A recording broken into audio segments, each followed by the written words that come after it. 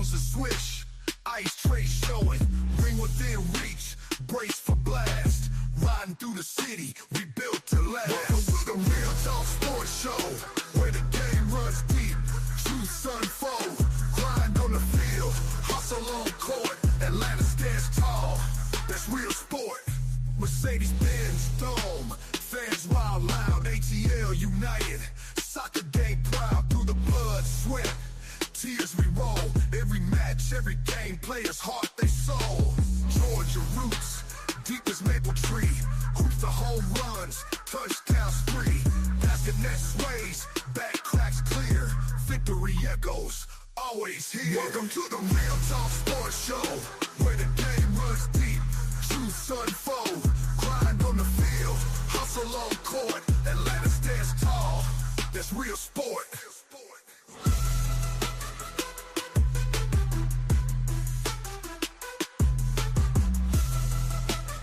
Good morning. Welcome to the Real Talk Sports Show. I am your host, the Minister, Jonathan Simmons, and we thank God for those of you who decided to join us here on another live broadcast of the Real Talk Sports Show.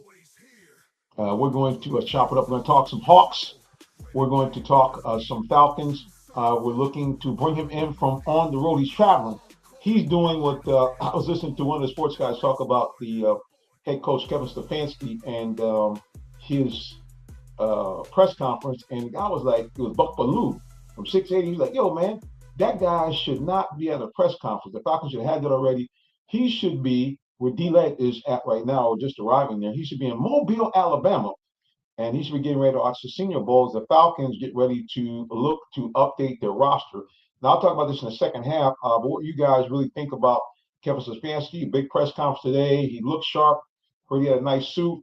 The gray beard was trimmed, haircut nice, and the family, just a real well-groomed fella. But at the end of the day, the question is going to be, can he coach this Falcons team back to the playoffs and hopefully in the not-too-distant future, like this year or next year, into a situation where they would actually be a legitimate deep playoff contender. So that's going to be really the question for Mr. Stefanski. Like I said, I'm glad the guy is suited and booted. I'm all for that. You know me, guys. I'm all about the proper look of the haberdashery.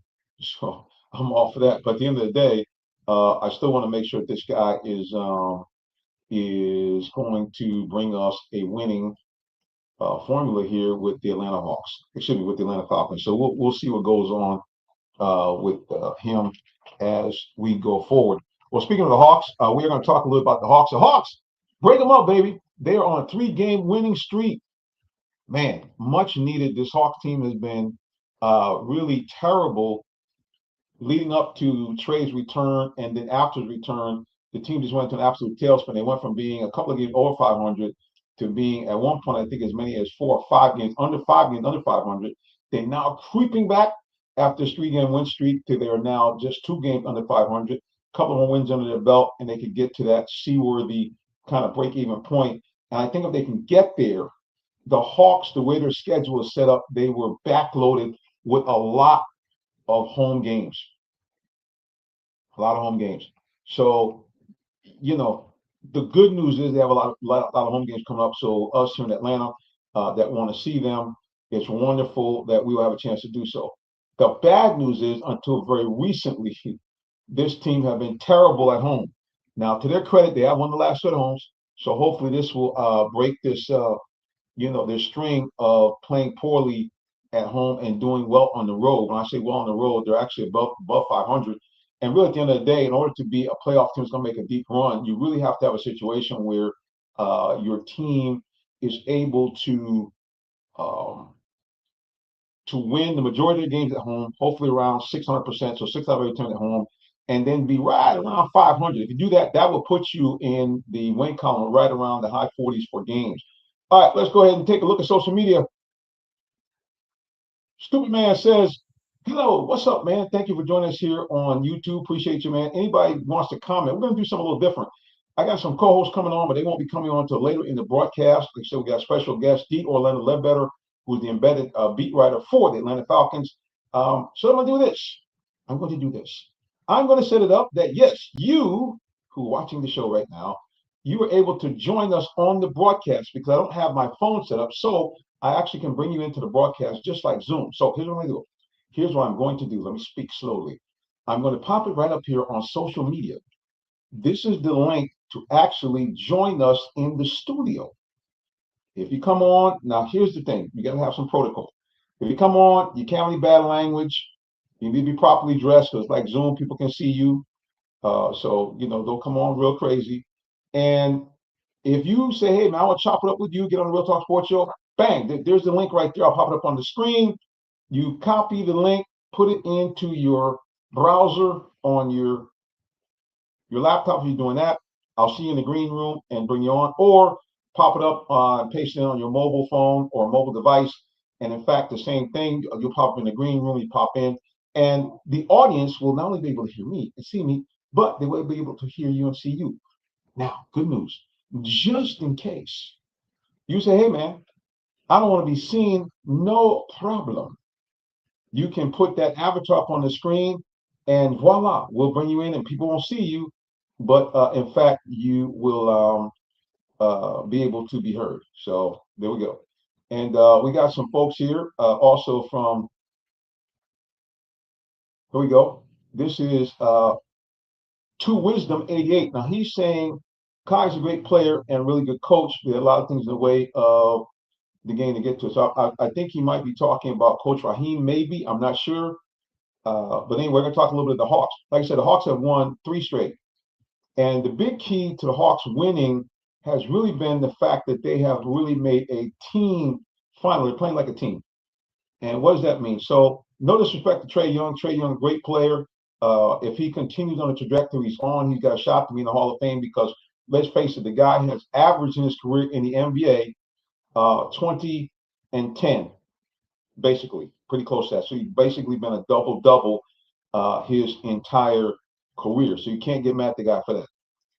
But at the end of the day, the way the Hawks are constructed right now, he really kind of doesn't fit on the team the way they're constructed. Their team is longer, they're leaner, they play more above the rim, and more importantly, as a group, without him, because, and it's got nothing to do with him being a bad guy, it's just that just physically in the NBA, you have very few small guards like they had in my day. Back in my day, growing up, 70s, 80s, 90s, even into the early 2000s, you had guys that could be 6'3" and under and perform very well at high level in the NBA construct. Today, it's very hard. You really need to be pretty much 6'4" and above because that's where all your guards are now at this point. These guys are big.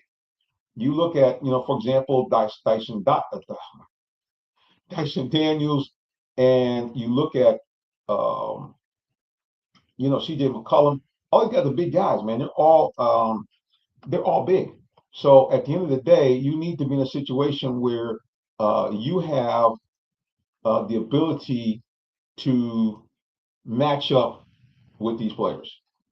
And so the way the Hawks are constructed now, they brought in Alexander Walker, the cousin of SGA, who was the MVP for Oklahoma City last year. He's got a lot of the same sensibilities as his cousin. Great ball handler, about 6'7", can shoot the rock. He is a scoring machine when he gets rolling, gets open. And so he's going to be a big part of this team going forward. Like I said, Dyson Daniels, this guy, I mean, you got to give the Hawks, as much as we make fun of the Hawks general manager and so forth, this Hawk team, the way it's been constructed, you got to really give them a big shout out. Like there is Alexander Walker right there, big game last night. One of the reasons why the Hawks won. The Hawks have found a way, like I said again, to really be a team that is, in fact, can rely on multiple guys being able to impact this team in a big way. Now, so here's how it works. The Hawks last night had not one, not two, but 3 players in double figures. You had CJ McCollum with 23. You had Dyson Daniels with 22. You also had Alexander Walker with 21. And anytime you can get 3 guys on your team to score 20 points or better, most likely going to win. Let's look at the stat line overall. CJ McCollum, 23 points, 8 rebounds, and 7 assists. Now, that's a stat line. And he did that on 28 minutes. CJ McCollum if his ego doesn't get in the way, and Coach Quinn can continue to coach this team up in terms of playing well the whole game, because the Hawks have a nasty habit of fading out either in the first half or the second half, especially at home in the first half. I don't know if they go to sleep or what. But if he can get this team to really give him consistently an entire game the way they play in spurts or for a half, this team is going to be dangerous in the playoffs. Why? CJ McCollum could be a guy that even though got to Hawks late, could be a contender for 6 man of the year, because off the bench, he's been nothing but instant offense. Like I said, in the win yesterday in the afternoon, 23 points. But more importantly, he had 5 3-pointers, 3 or 4 of them in the first half when the Hawks were really struggling to get on track. And as a matter of fact, he was able to help them close an 11-point deficit to 4 points at the half, and that really was the key to kind of get them rolling. Then another 20-point score right behind him, Dyson Daniels, a guy who really was known as a defensive stopper. Remember last year, he led the league in steals, was in the top 5 in the balloting for Defensive Player of the Year. Well, now that Trey has kind of moved on, and when Trey was injured, we found out good news. This guy actually can handle the ball as a facilitator. In 35 minutes of play, 22 points, 5 rebounds, and more importantly, 9 assists to lead the Hawks in assists. And last but not least, like I mentioned, Alexander Walker, 21 points for him. Also had 3 rebounds and 3 assists, but more importantly, 5 3-pointers made. As a matter of fact, the Hawks of the team had 18 3-pointers last night. They were 18 of 43 from the floor, almost 42%. That dog will hunt all day. As much as I hate all the 3-pointers that the Hawks have a tendency of jacking up, if they could consistently shoot somewhere between 36 and 40%, like I said again, this Hawks team will win a lot of games, and they will be very, very, very dangerous as a team. So 3 guys hitting 20 points or better. And here's the other big thing, talking about team effort. 6 Hawks in double figures. That's right, 6 Hawks. That means your entire starting 5 plus one of your reserves were in double figures. Let's run it down. Like I said, the leader of the pack, CJ McCollum, in just 28 minutes, 23 points. Right behind him, Dyson Daniels, 22 points. And right behind him, Nikhil Alexander Walker with 21 points. But wait, there's more. Jalen Johnson, always in the mix. 15 points, 7 rebounds, 6 assists, 4 steals. This guy is this close from superstar status. Onyeka Okongwu, a double-double, 12 points, 10 rebounds for him, and a block shot. And wait, there's more. Luke Kennard finally has been unleashed. Kennard now starting to give us what we thought we were going to get when they brought him over from Sacramento. 13 points, but more importantly, 3 3-pointers for him, because that's what we brought him over here for. We brought him over to shoot the deep ball. And last but not least, with 12 points, 4 rebounds, and 3 blocks. Again, a guy they brought in as a defensive stopper, languishing on the bench for the Lakers. Christian Koloko, in just 17 minutes, put up those stats I'm talking about. Again, now they're playing against a terrible Pacers team. Pacers only won 11 games all year. Pacers actually were very dominant in the first half. But again, the Hawks stormed out in the second half, scored 72 points. But more important, like I said again, key players off the bench contributed for this Hawk victory. So, like I said, man, the Hawks are balling out. Hopefully, they can continue their stellar play right now. Because, like I said, if they're able to do this, this Hawks team could be very dangerous in the postseason. All right, we're going to take a break. You listen to the Real Talk Sports Show as we're talking Hawks, and we're going to be talking Falcons, and whatever you'd like to talk about. We'll be back with more of the Real Talk Sports Show in just a moment. Don't go nowhere.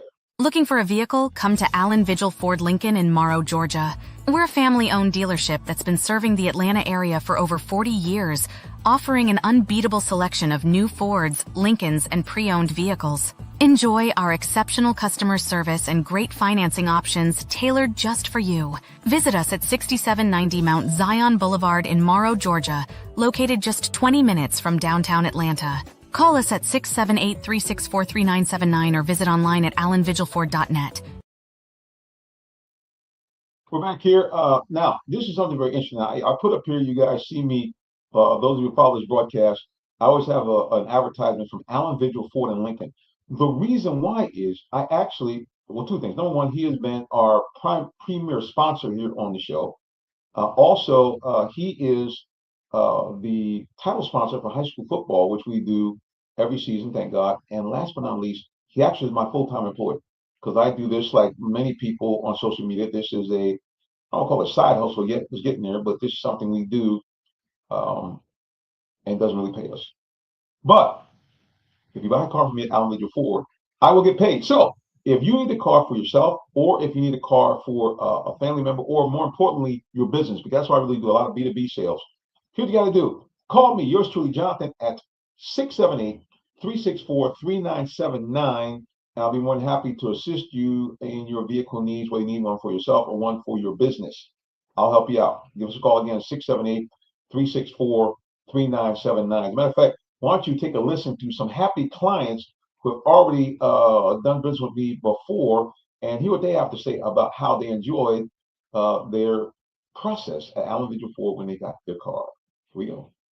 Congratulations. What do you think? Is it worth the wait, buddy? I love it. I can't wait to get on the road with it. Listen, man, thank you very much, and congratulations to you. Appreciate your business. Francisco, congratulations on getting a new truck from us here at Allen Vigil Ford. How did you like the experience this time? Thank you, Nathan. All good. All perfect. Thank you. I'm glad I came through loud and clear for you. Anyway, like I said again, check us out at Allen Vigil Ford in Lincoln. Give me a call, 678-364-3979, and we'll be more than happy to assist you in your vehicle needs for yourself or for your business. Either one, we'll take care of you. All right, so like I said again, man, the Hawks are balling out, won 3 straight games. Like I said again, this team looks poised if, if in fact they can find a way to be a little bit more consistent as far as showing you what they give you just in flashes, which is great ball movement, good defense in terms of being able to switch properly, in terms of being able to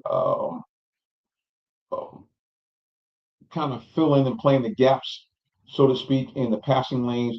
If they can do that and they can keep an up-tempo style of play, the Hawks are going to be a dangerous team come the second half of the season after All-Star break. So again, I think the Hawks are going to do it up big.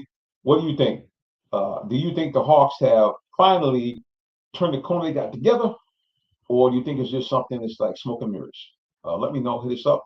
Like I say again, for those of you who have just tuned in, we are going to allow you to be on the show. Here's how it works. There it is right there. There's a link on social media. You can paste that into your browser, or you can also do it on your phone, and voila, you will be on the show. We'll see you in the green room. We'll bring you on because I said right now our phones are not set up to take phone calls. We'll be working on that. So hopefully when we come on sometime in the spring, we will be able to have you actually call us on the phone. So there we go. Meanwhile, let's look around at the rest of the NBA, and then we're going to talk a little bit about the 2 championship games, which were really good games for the most part, especially the visual of the snowfall and the defense and the closeness of the game. Denver versus New England, which New England, of course, won a squeaker 10-7. Denver scored early in the first quarter, and their offense after that just couldn't do anything at all. And also the Rams and the Seattle Seahawks, lots of big plays. And of course, there's always some controversial calls in both of those games, which kind of tarnished the outcomes of the games. But they were outstanding games, nevertheless, to watch. And I think that everybody is jacked. They're saying that Super Bowl tickets are the highest they've been in years. So we shall see about that. But yeah, man, great games. 31-27, the Seattle Seahawks playing the Rams for the 3rd time, get the victory and go back to the Super Bowl where they have not been in a decade. Last time they were there, ironically, was against the New England Patriots, where mysteriously, Pete Carroll decided to throw a pass after Marshawn Lynch had been running the ball down the throat of the Patriot, and it looks like that they were going to run it in for a touchdown and win their 2nd consecutive Super Bowl. But instead, they decided, just like the Falcons, not to run the ball and allow Tom Brady and the Patriots to win the Super Bowl. But there's no Tom Brady this year. Drake may or may not be ready to go. Actually, that's exactly. Yeah. So Drake May, we're not sure. Hopefully, he'll be ready to go in the Super Bowl. He was a little banged up, but he looked pretty good against Denver. So if that be the case, it's going to be very interesting. But the Seattle Seahawks defense is stout. It's not the Legion of Boom, but it's the same concept. Their defense is very, very difficult to deal with. Although Rams did put up 27 points against them, at the end of the day, this Seattle defense, second or third most sacks, I think, behind Denver and Falcons, which didn't even get to postseason, but that's a whole nother story. So like I said, should be a good one. Out in Frisco, we will be giving you some updates from there. There's still up to question whether the minister will be there live and in person, but our good friend Trey Dolman, who is a friend of this show, she will be out there. And for those of you who are not familiar with the Queen, I'm going to show you a little clip from the last time we were at the Super Bowl together. She is part of the association. Let me see if I get this right. I think it's the Off the Field NFL Wives Association. And this is her strutting her stuff on the red carpet.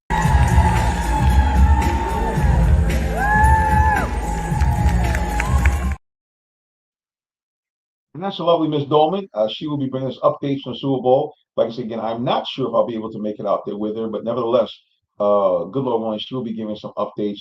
And I'm sure most of you would rather see her than see me anyway. So there you go. Like I said, again, let's take a look at these two teams and the games last week. The championship games. First, let's take a look at the NFC championship game. The stats for the game. Say it was a close one. Let's take a look at the videotape. First of all, you no matter what happens, whether he comes back and decides to play another season or not, it's irrelevant. This guy had a season for the ages. I'm talking about Matthew Stafford capped off his scintillating season this year with a great performance for the ages. Let's take a look at his stats here in this game here, and you couldn't ask for anything better. Matthew Stafford, 22 of 35, 3 touchdowns, and not one interception.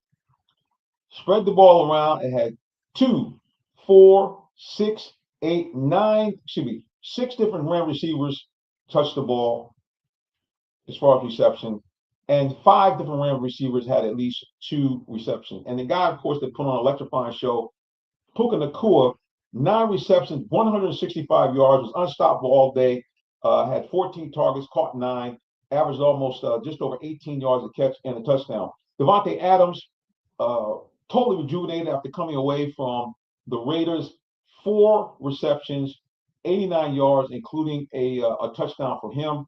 Kobe Parkinson also was big, 3 catches, 62 yards, 21 yards, a reception almost.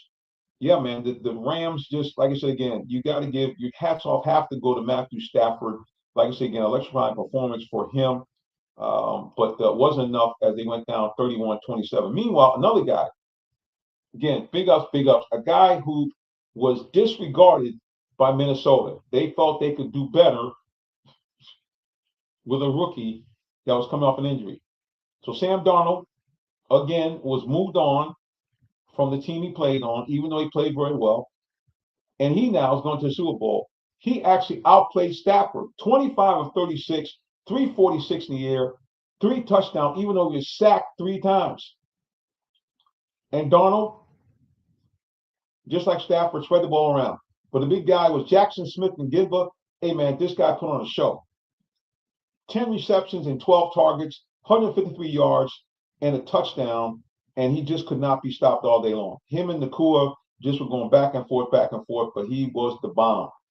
And speaking of bomb, Rashid Shaheed out of the backfield, his one pass, 51 yards to set up a Ram score.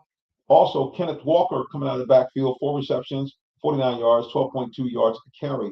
Like I said again, man, big shout out to the performance by Sam Darnold. And he acquitted himself fairly well in terms of staying out of trouble. He had 3 rushes for 9 yards, including 1 for 14 yards and a first down. So, yeah, man, big shout out to Sam Darnold. Kudos for a guy. It just shows you what happens when you just say, hey, man, I am not going to let anything defeat me. I'm going to push, man. I don't care what happens. I don't care if people don't like me. I don't care if people say I can't do it. this guy said, "Hey, I'm making up my mind here that I am going to continue to play in the NFL. Any team that will sign me, I'm gonna give him my best." Now, this guy, the other thing too, that reputation, oh, he's gonna choke in the big game, da da da da. Like I said, all that stuff is out the window. This guy balled out, and now he finds himself in the Super Bowl for the very first time. So again, big shout out to Sam Darnold, and big shout out also to the Seattle Seahawks and getting set up for the rematch with the Patriots. Now, you also got to give a big shout out to the Patriots. You know, at the end of the day, who knew that they were going to be able to get to the Super Bowl? Talk about this. Their team was terrible last year. Matter of fact, I heard one guy say that he figured the Jets were going to finish ahead of them this year. Not so fast, young man. Basically, Mike Vrabel combined all the knowledge that he learned from playing under Bill Belichick, playing with Tom Brady, and of course, coaching the Titans. Remember, this is a guy that won 13 games with the Titans a few years ago. So this is no amateur. And to his credit, he took care of business. He took care of business. He got his team there. And a lot of Falcons fans are feeling some kind of way because this is the guy to interview with Atlanta. And instead of getting him, we got Raheem. And I don't want, listen, I'm going to tell you something here at the end of the day. As much as I was very unhappy with a lot of play calling and the things that Raheem did, and certainly some of the bad draft picks in the upper rounds that Terry Fontenot made, and probably the most egregious one maybe is drafting Kyle Pitts and not picking up the alignment for the Lions. I'm drawing a why am I drawing a blank right now? It's unbelievable. I hate when I do this. Anyway, this Penei Sewell, he was available at 4, and just imagine Penei Sewell on the Falcons. You know, who knows? Matt Ryan might still be playing. Just saying. So, you know, at the end of the day, they've drafted Pitts, and outside that one season with Matt Ryan, don't be wrong, he played well, but he was not. Penei Sewell has been a dominant offensive lineman, probably one of the best ones in the league. And unfortunately, it like I say again, Kyle Pitts has given us basically 1 3/4 of a good year. Like you said, outstanding in Matt's first year. But like I said, Penei Sewell has been a repeated Pro Bowler since his rookie year with Detroit. And like I say again, you put him again with Chris. You have to forgive me, guys. I come home from work and my mind just goes. Okay, but you put him with the stud lineman that the Falcons have already, and you say to yourself, man, hey, what could have happened, you know, had this guy been able to kind of maybe, you know,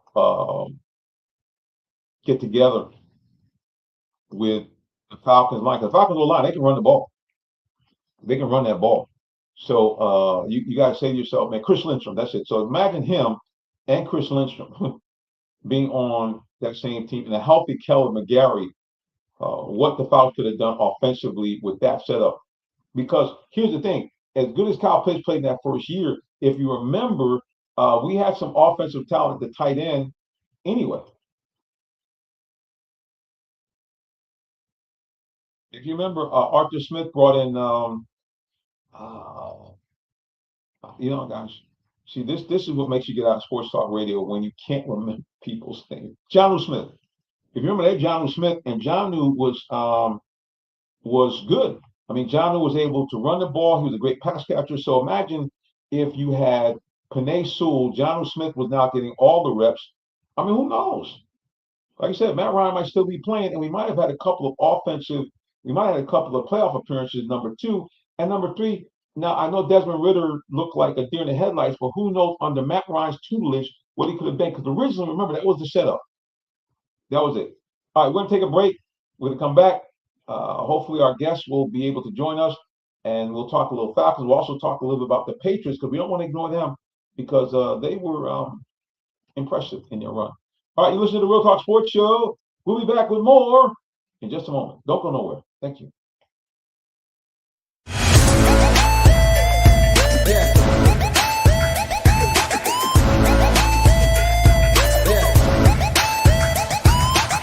This is OJ Howard with Real Talk Sports.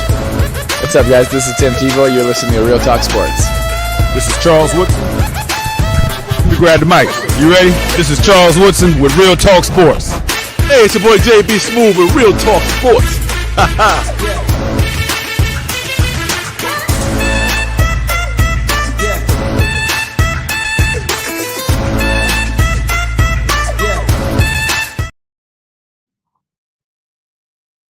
All right, guys, we're back here more the Real Talk Sports Show. I'm your host, the minister. That's why I'm actually a real live minister, and we'll talk about that at the end of the broadcast. I am a minister of the gospel of my Lord and Savior Jesus Christ, and that is the most important thing on my agenda at any time. The fact that you get to know him, as I've done myself. But we'll get into that at the end of the broadcast. Remember, you can follow me anywhere on social media at Minister J Sim, or you can follow the show. That's really the important thing. Follow the show at Real Talk Sports, the number 7. Please, man, please, sir, check us out. We would love to. We'd love to have you follow us. That we are at Real Talk Sports, the number 7, or follow me personally at Minister Jason. We would love to, in fact, have you join us. Follow us. We're getting there. Another thing I want to give a big shout out to those of you who have got us over the 2,100 subscriber mark on YouTube. We're at 2,110 subscribers. So thank you, and thank you for those of you who have done that. We greatly appreciate you for getting us there. Let's take a look at the New England Patriots. Like I said again, Broncos came out of the chute firing. They had a touchdown, a bomb in the first quarter, and that was it. After that, the Broncos offense went into hiding as Jarrett Stidham had no understanding on what to do. 17 of 31 for Stidham, 133 yards. Really 50 of them or 58 of them on that one big play, one touchdown, and a costly interception, which really allowed the Patriots kind of salt the game away. Meanwhile, Drake May, 10 of 21, only 86 yards. But the key thing is no interception, even though the Broncos, which had led the league in sacks, sacked them 5 times, he did not turn the ball over, and that was critical. Meanwhile, the other thing is his wheels did the talking. A la Cam Newton, 10 carries, 65 yards. Average actually had the highest average for any runner in that game, 6.5 yards a carry, including a 28-yard run, and later in the ball game, a touchdown for the Patriots. So, hey man, you got to give them, their props. Here's the other thing that's kind of funny. Remember I was talking about the Falcons? This is what shows you when you don't have people that are good judges of character. Guess who led the Patriots in receptions in the championship game? A guy at the Falcons somehow didn't have room for. Mac Hollins, he was on the Falcons and Arthur Smith, 2 receptions, 51 yards, caught both targets that he had, critical receptions, and now he finds himself heading to the Super Bowl, and he's off a team that couldn't make it. So big shout out to Mac Hollins, who finds himself going into Super Bowl. If you remember Mac Hollins, this guy that sometimes would be out there in bare feet. So Mac, you did it. You trusted with the Falcons. They couldn't see your work, and now you are heading and attempting to get to the Super Bowl. But like I said, it was one of those games where it's just a defensive slugfest. I mean, neither team really did much of anything. Like I said 5 sacks for Denver. 3 sacks for the Patriots. Snow, blizzard conditions. Neither team could do much of anything. But like I said, the Patriots did just enough to win that ball game, and now they find themselves, like I said, in a rematch against the Seattle Seahawks. Let's see, check in our green room, see if our guests have arrived. They have not arrived yet, but hopefully they will be arriving sooner rather than later. I'm going to go now to my text and see if I've got any breaking news. Nope, not yet. But like I said again, hopefully our guests will join us in the not too distant future. Now I'm going to try to see if I can share the screen for you. As I mentioned to you earlier, the Falcons had their press conference for the new head coach, Kevin Stefanski. Now, again, someone mentioned this on Sports Talk Radio. It was Buck Belue. For those of you who are young, you don't know this guy, but Buck Belue, before Kirby era began, he actually led the Georgia Bulldogs to their first championship, which was back in 1980 until Kirby came along and won back-to-back years, 2021 and 2022. The Bulldogs were blank, man. They didn't win anything. So Buck came on and said, hey, man, the guy should have been in a situation where he was at Senior Bowl, which is where D. Orlando Ledbetter, the beat writer for the Falcons, premier beat writer, is right now. He's trying to get on the line with us. But, let me see if I can get this thing up on YouTube. So maybe I can share the screen and we can get a little peek of this here. Head coach Kevin Stefanski. Like I said, again, visually, everybody talked about the guy was smooth. He looked good, nice suit, hair cropped, everything on and popping. But at the end of the day, who cares about that? The main thing is we want to see if, hey, is this guy going to be able to lead this team to a title? And why on earth did the Falcons decide to have the press conference today and not before? And last but not least, here's something I'm kind of baffled about. Why this team did not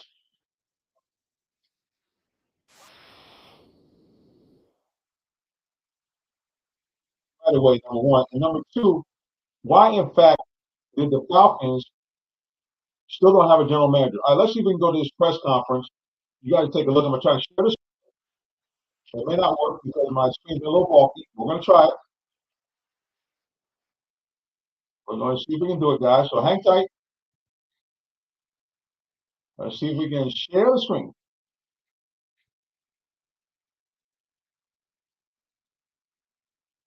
Let's see if it works here.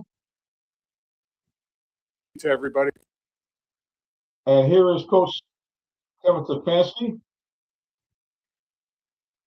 and Matt Ryan. There they are right now. Here's Matt looking nice and crisp. Nice suit. And Stefanski will be coming on in just a moment.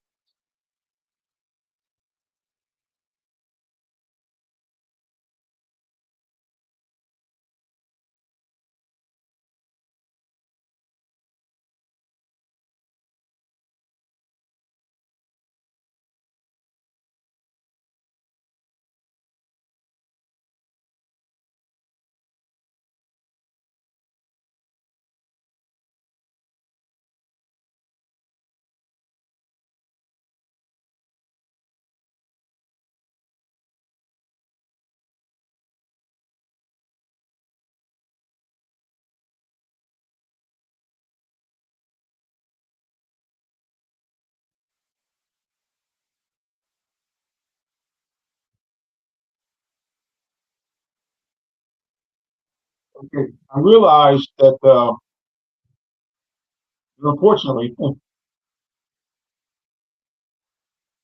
I realized I'm not getting any. Some of them not getting any volume really here with this. So we're going to have to get out of there. Like I said, guys, I'm not sure what's going on, why we can't hear the volume from Matt Ryan, but nevertheless, that's him, and we're going to get them off of there.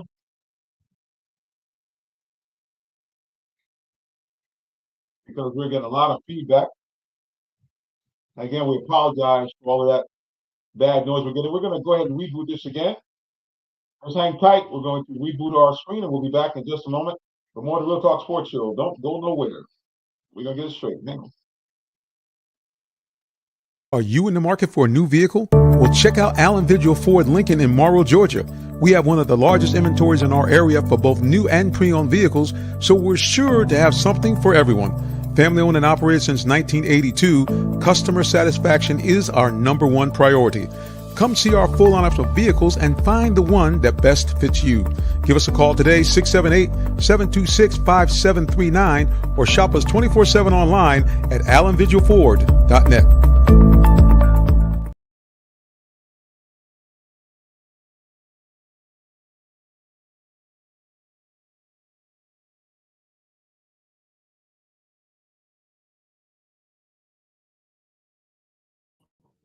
I'm back, guys. We're going to try to see if we can get one of our guests for the evening. He does a lot here in our community, especially in the high school front. Matter of fact, he has something called a student athlete playbook, which is a guideline for good performance and also for good moral standards for high school students. And it's simply called the student athlete playbook. We're going to bring him back to our stage. Our good friend, Mr. Barry Brown, is back in the building. Barry, welcome back, sir. Yes, sir. Good evening, sir. How you doing? I'm doing great, sir. We're going to go social media here. We got some great comments from our good friend, Mr. Bernard Benjamin. He was talking about the interview. I know you were kind of rushing in. We kind of caught. Barry's a family man, and I be dragging him onto the show. He's trying to take care of his wife there at the house, and he's like, "Hey, man, I got stuff to do." And matter of fact, he was at, I believe, it was, an event that his daughter was doing. So he rushed back, and we thank God for him. But anyway, Bernard Benjamin says, "Good evening. Hope all is well." Looking at the interview, really didn't see anything that will get you excited about this decision. And of course, Barry, he's talking about the recent hiring of Coach Kevin Stefanski. I know you have some comments about the coach. So tell us what your thoughts about, number one, them selecting him, and number two, if in fact you caught any of the press conference today with him and Matt Ryan on the docket. Yes, sir. Well, I did not see the press conference. However, when you when you start talking, so I'm looking forward to hearing your views about the press conference today.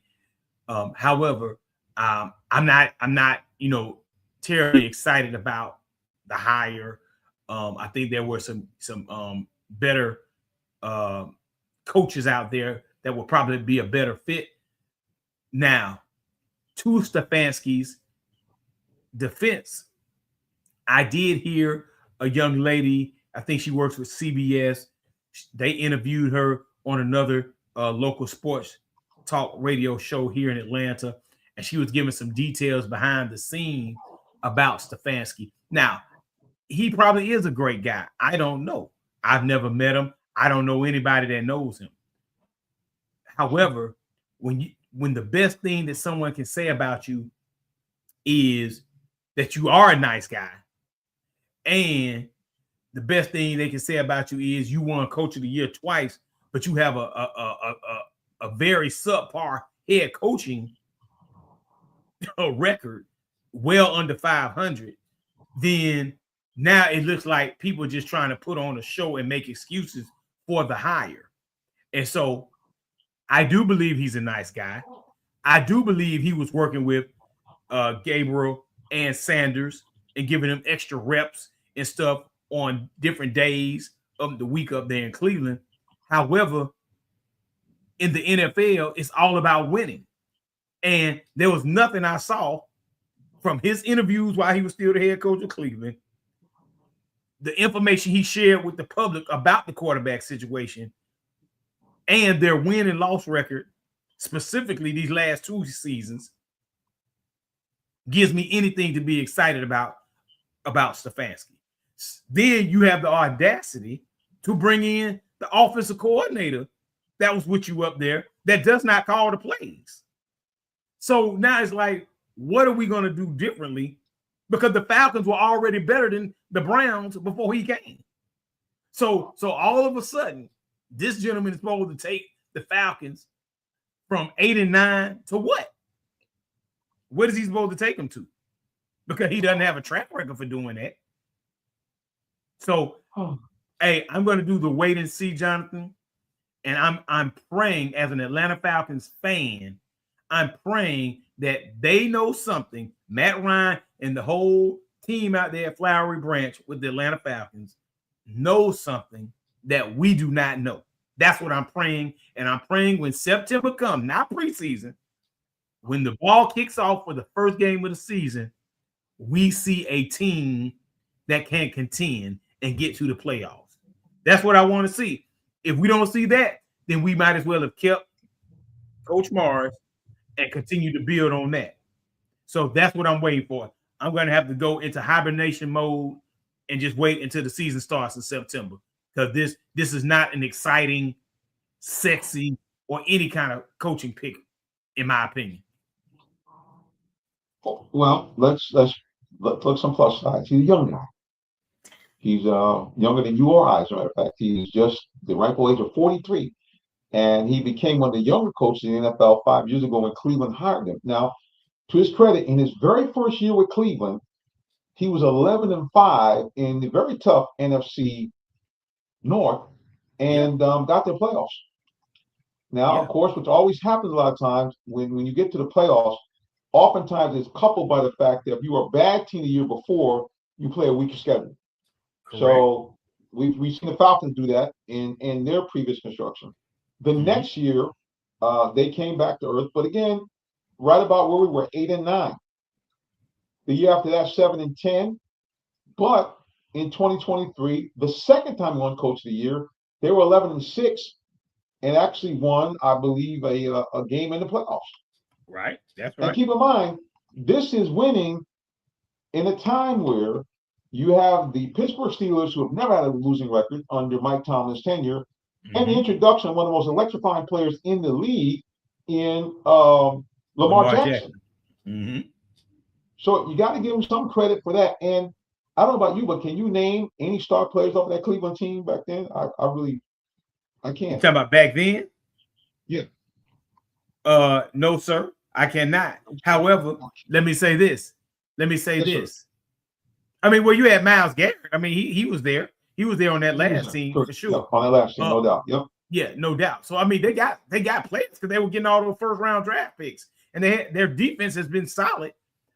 So I'm glad you mentioned those. I'm glad you mentioned those 2 seasons when they did very well, and that's good.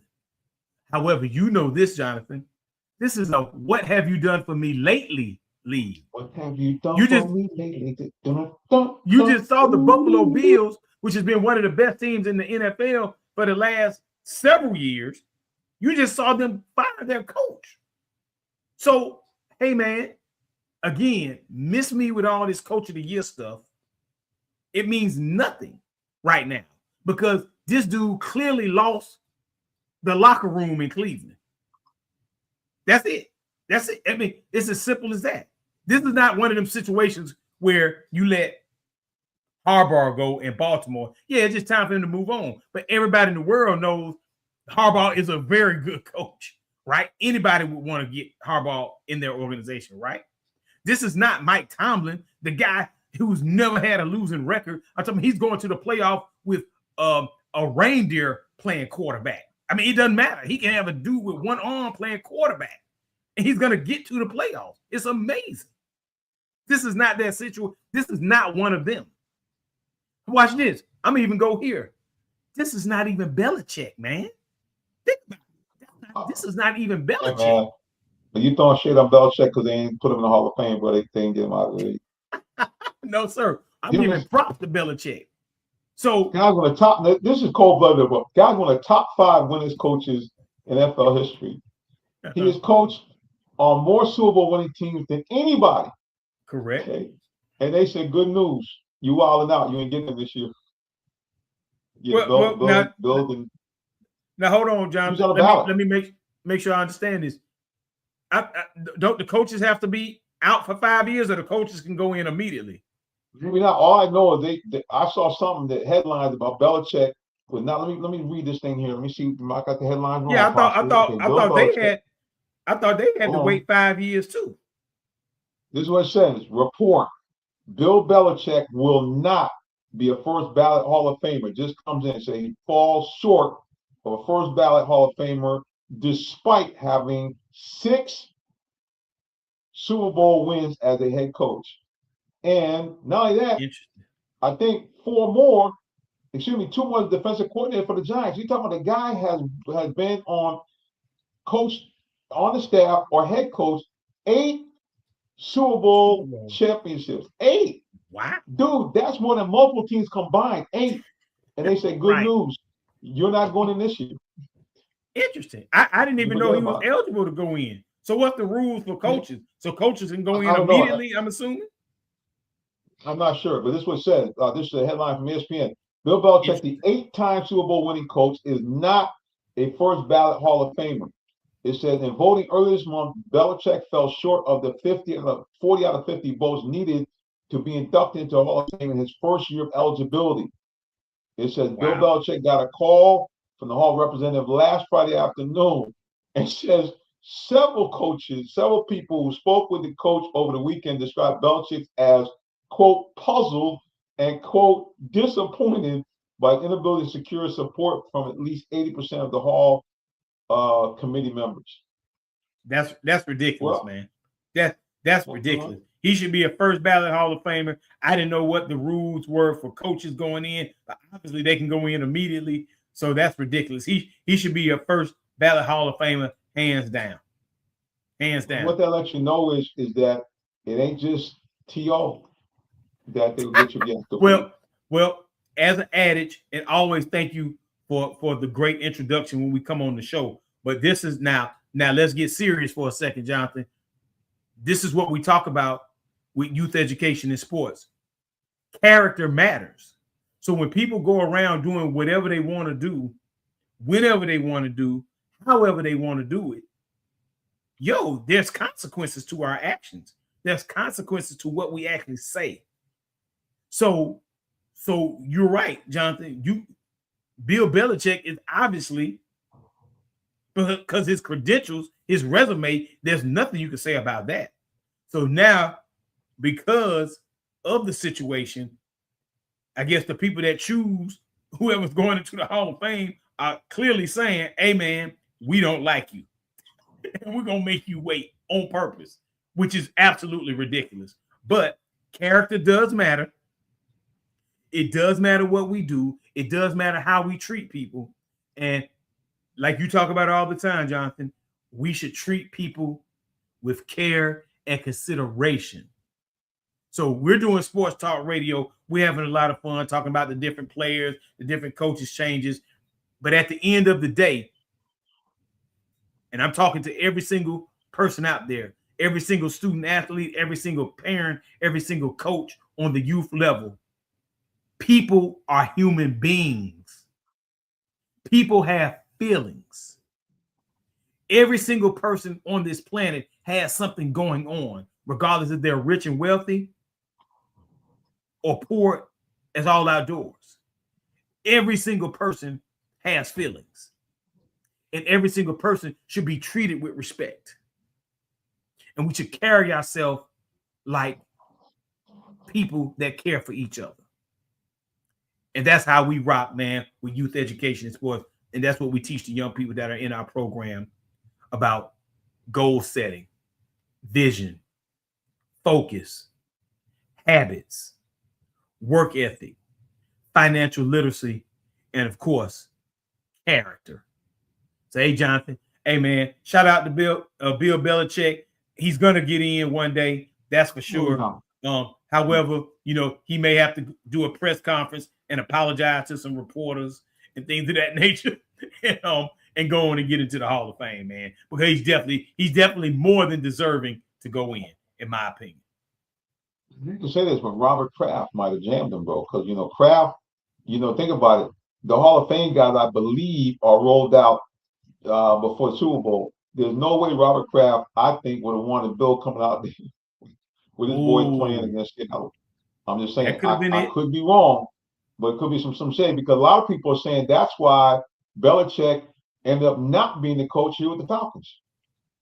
Is that at the last minute, Arthur called, his man up. Nah, man, you want that guy. Right. Now, how much of that is true, I don't know, but that's what the rumor was on the street. Yeah, well, he wants control. He wanted full control. And, we saw what he has done at North Carolina, put his son as the coach in waiting. So he might have been saying all of that, man. At the end of the day, ownership is what matters. And if you don't own the team and you're not calling the shots, then, hey, it is what it is. Hey, man, we're not trying to have you have full control of this organization. And no, you cannot make your son the coach in waiting in our program, in our franchise. So, hey, there it is. Yeah, I agree with that. You know what I'm saying? Hey, listen, that's not what I want as an owner. And who knows? I don't know if necessarily he did that, but you don't know what he said. I mean, Bill said he didn't ask for any of that stuff. And actually, Arthur Blank came out later and said that he didn't ask for any kind of full control. So we don't know what happened. Now, I'm going to get back to this Stefanski thing again, on why the Falcons might have picked him and why. Yeah, break it down to me, sir. even though why this guy was persona non grata for a second because of the way he slim shaded the Falcons with, oh, I'm not hurt, but I am hurt. Oh, I didn't talk to the Falcons before, so they lose a draft pick, but I did. Right. In 2019, the Minnesota Vikings were 10-5 and won the opening round playoff game against the New Orleans Saints. Their quarterback at the time was one Kirko Cousins. And that year, Mr. Cousins went to the Pro Bowl.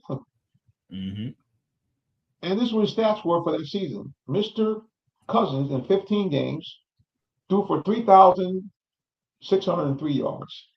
He had 26 touchdowns and just a skimpy 6 interceptions for the season, while Mr. Stefanski was the offensive coordinator calling the plays. Now, I know that the Falcons have said, hey, they haven't said this, but they have maneuvered this contract in such a way that you would think Kirko would be cut. But keep in mind, you got a situation where you have a coach that was the OC when your backup quarterback, who's not a starter, had a Pro Bowl season.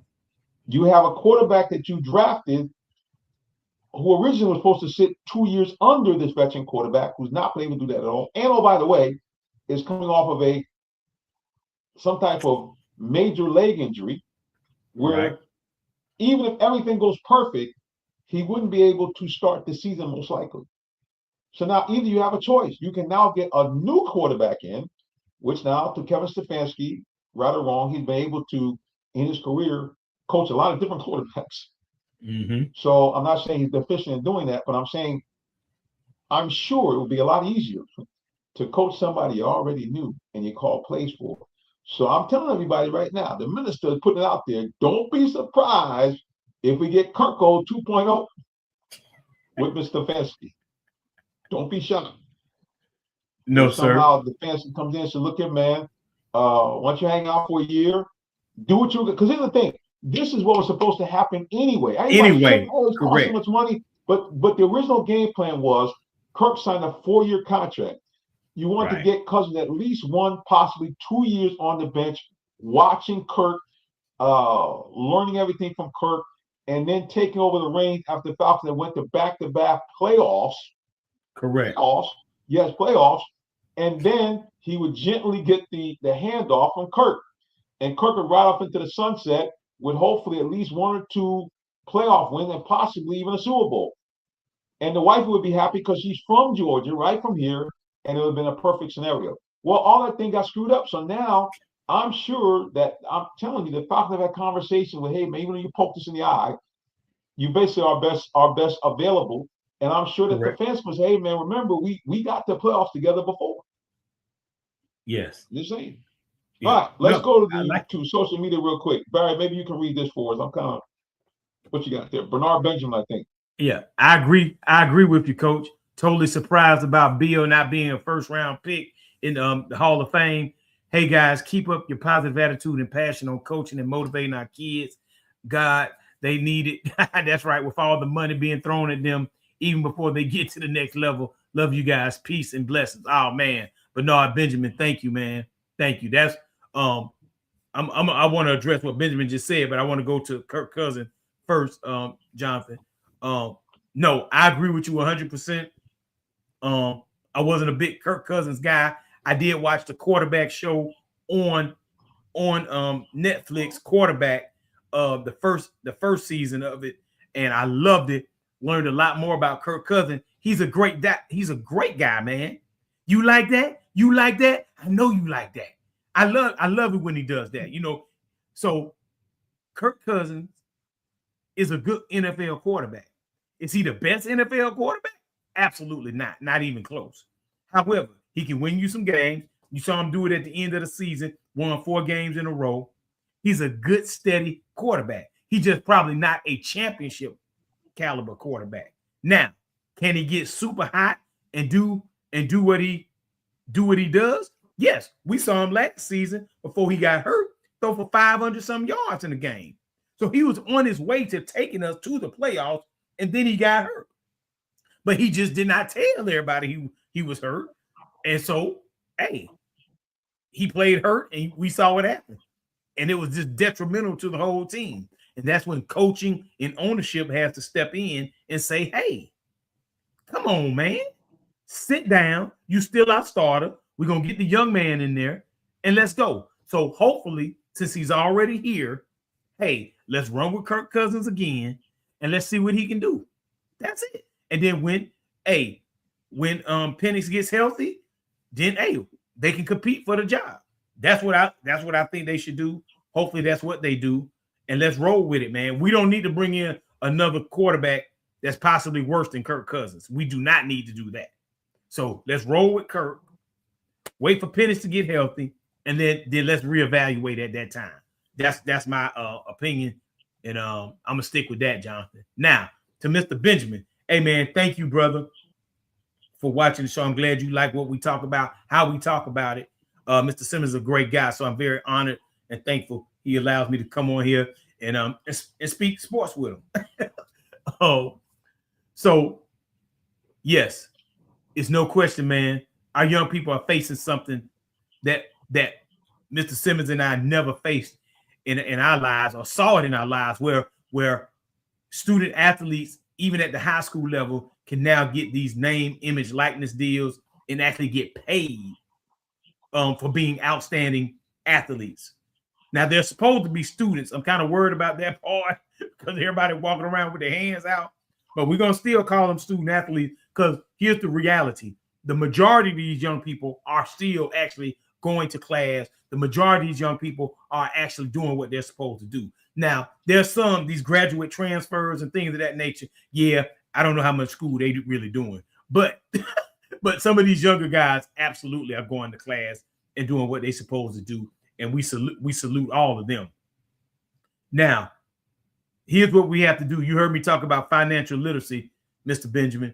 What we have to do as parents, uncles, grandparents, we have to teach our kids about money, how money works, how money flows, because these young people are seeing major dollars, more money than they've ever seen in their lives, probably more money than anybody in their family has ever seen in their lives. So now, at this point, now they have to learn financial literacy. They have to learn how money works, how to earn money, how to save money, how to invest money. They know how to spend it, that's for sure. But we have to teach them how to save it and invest it so they can have long-term stability, long-term wealth, and they can help take their family from one level of life to another level of life. And that's going to take some education. That's going to take some financial literacy. And that's what youth education in sports is all about. Teaching our young people how to set goals, teaching our young people how to accomplish those goals, and then develop and grow into the outstanding adults they're destined to be. So, hey man, we right there with you, Benjamin. Hey, you keep working on your end. We're gonna keep working on our end. And matter of fact, hey, let's just work together, brother, and make great things happen for our young people in all the communities that we're in by far. Yes, sir. So shout out to all the young men, the young ladies that are signing these NIL deals. Shout out to you and your families. And hey, man, make good decisions. Make good decisions with your money.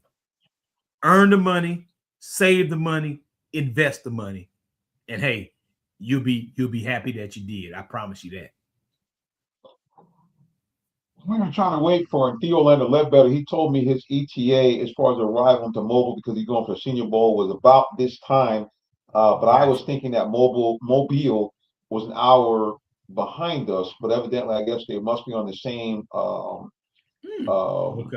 clock, because D-Led has not appeared in the studio yet. So we're going to wrap it up because normally we go to 7, 8 p.m. So we're not going to belabor the time. Yes, sir. You know how we do it, though. We want to make sure that people know how to find out about our guest or co-host. So, Mr. Barry Brown, the floor is yours. Hey, Jonathan. Well, thank you, man. One of the things I want to say real quick is shout out to you, man, and what you do to make Real Talk Sports a true show for people to listen and learn from. So thank you for that, man. And always giving honor and praise to God. I love it. I am Barry Brown, Coach Brown, author of the #1 book for youth student athletes around the world, the Student Athlete Playbook, Success in the Classroom, Sports, and Life. and also a member of the leadership team for Youth Education and Sports. Yes, the nonprofit organization that meets young people where they are and helps them develop into the outstanding adults they're destined to be. You can find me facebook.com/student athlete playbook. You can go to our website, youtheducationandsports.org. And hey, if you do not have your copy of the Student Athlete Playbook, visit Madu Bookstore in Greenbrier Mall. They're going out of business. They're going to be closing the doors after 30 amazing years. Stop by there, get your copy of the Student Athlete Playbook, and say thank you to Sister Madu over there, Sister Nia over there at Madu Bookstore. And you can also go out to the South Lake area, Morrow. Shout out to those Morrow High School Mustangs, my alma mater. And you can holler at Marcus at Nubian Books in the South Lake, Morrow, Georgia area, and get everything you need from the Student Athlete Playbook to all your sorority and fraternity paraphernalia. Hey, man, appreciate you, Jonathan. And always, and then, of course, you can go on Amazon, amazon.com, Kindle books, and you can order your Student Athlete Playbook materials from Amazon. So, Jonathan, thank you, my brother. As always, tune in to Real Talk Sports on Tuesday nights with the Jonathan Simmons. Barney Brown. Barry, thank you, sir. Yes, sir. Guys, we'll wrap it up. As I mentioned to you, I'm actually a minister of the gospel of Jesus Christ. And so what are you talking about, brother? Well, you see all the crazy stuff that's going on in this world. You got to know, man, that time is wrapping up. And, people say, why do we need Jesus? Well, it's really explained in this way. I thought about this a couple of times before, but it really was fleshed out by a gentleman who's really, the Lord is blessed to really reach out to the youth and bring them to Christ in a spectacular way. And that's Pastor Philip Anthony Mentor of the 2819 Church, which is based right here in Atlanta. It is expanded to the point where they actually hold services in the old Tyler Perry studio building. And he pointed out something. He said, it's people say, well, if I do good things, I'm a nice person, I don't do anything bad, why do I have to, quote unquote, be born again? It's because, in fact, that the only way you can be getting into heaven is being perfect. Jesus Christ said, I'm coming to return for a people, a church without spot or wrinkle. So just imagine now if you had a white shirt completely white, starch, man, it's on a popping, and a little speck got on it. No matter how the rest of that shirt was white, it's still not spotless. It's not perfect. Well, that's the same thing with us. God is perfect. So the only thing that's going to be around him in heaven is perfection. So here's the thing. You say, well, I haven't committed a crime, but you've thought about it. And Jesus said, if you think about a thing, for example, he talked about adultery. He said, hey, if you even think about committing adultery with a woman, it's like you've done it already. So therefore, you have imperfection. So now, good news, you have to work it out for yourself. If you repent of your sins, believe that Jesus Christ came here, fully God, fully man, and died for your sins, but more importantly, rose from the dead, voila, you're set. Two great things happen. Number one, you become a citizen of the kingdom of heaven. And number two, you become an adopted child of God with all the rights therein. That means you now can go to God like a heavenly parent, ask him for anything that you need or desire, and according to his will, he'll give it to you. And number two, like I just mentioned, you are now officially a citizen of heaven. So when you die, you go to that wonderful, spectacular place called heaven where there's none of the following. There's no pandemic. There's no pain. You never get old. You never die. You never cry. It never gets dark because the glory of God illuminates the entire kingdom. And if you talking about bling, you never seen anything like this. Every single building adorned with those spectacular jewels ever made. As a matter of fact, the streets are paved, but the gold is so pure it's translucent. And you avoid that nasty place called hell. All the things I just mentioned won't be there. In fact, it's the opposite. It's dark, it's dreary, it's fiery, it's painful, and you're locked in with the devil, his demonic host, and all the most evil people in the world. And you're cut off from God and all the people of love, Jesus Christ, the angels, and many of you might have aunties and grandmamas and friends that are there. You're cut off from them forever and a day. I don't know about you. I like option number one instead of option number two. All right, guys, until the next time we get back together again, we simply say God bless you and have a wonderful rest of the day or evening, whichever may apply. So long and take care.